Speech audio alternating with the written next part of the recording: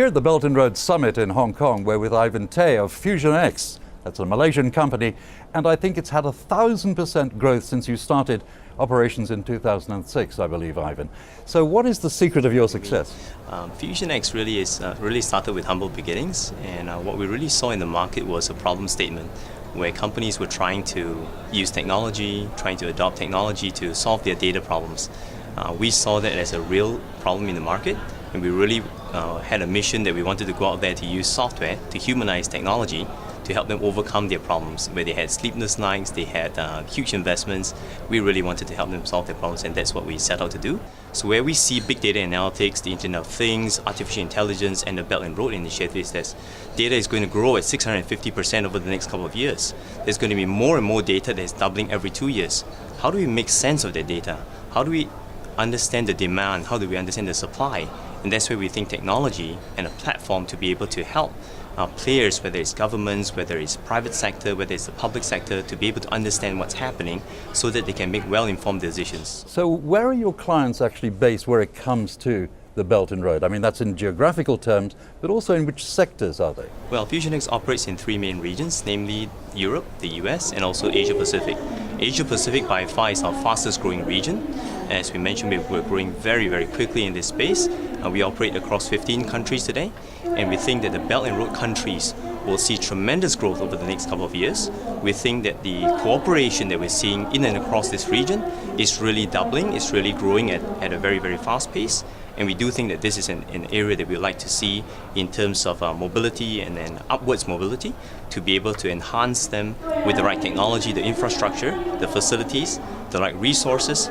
And we think that we're in a very exciting space to be able to facilitate and help this space. But I think Hong Kong is very well positioned to be able to play a very important role to be able to work on the Belt and Road initiative. We have a presence in Hong Kong, we have a presence in Macau, Taiwan, and we're growing very, very quickly into China. So I do think that the rest of Asia Pacific, ASEAN, where we're very strong in as well, would be a very, very good synergy in terms of how we work together. And we're very excited to be in this space and in this Belt and Road initiative. Well, of course, one of the things that Hong Kong has is this new agreement with ASEAN. So really, at the end of the day, do you think that is going to be a major pull for Hong Kong in particular on the Belt and Road? Absolutely. I think in terms of where we're seeing lots of these agreements being signed, free trade agreements, faster processing, seamless traffic, trade facilitation, access to finance, market access, and all these things. For us, we see that Hong Kong is very, very, very well positioned.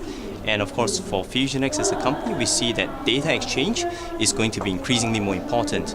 Gone are the days where people can say, I don't know what I don't know. But today, I think that in terms of data exchange, in terms of how we're doing things in the digital world, people will want to see things more efficient, people want to see things faster, people want to see things better. So Hong Kong is in the right position to be able to facilitate all of this growth, and I think we'll see very exciting times ahead.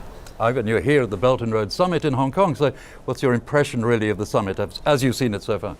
I've been very impressed in terms of the turnout, the level of interaction.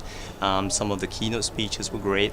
I do think that there's going to be a lot more engagement. There's going to be lots more awareness in terms of creating this.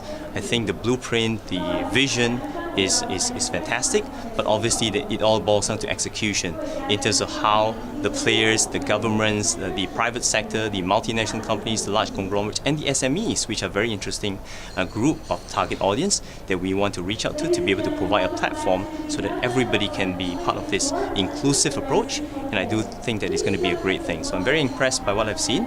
I think there's going to be a lot of excitement, and there's going to be lots of work ahead, but very exciting times in terms of execution as well.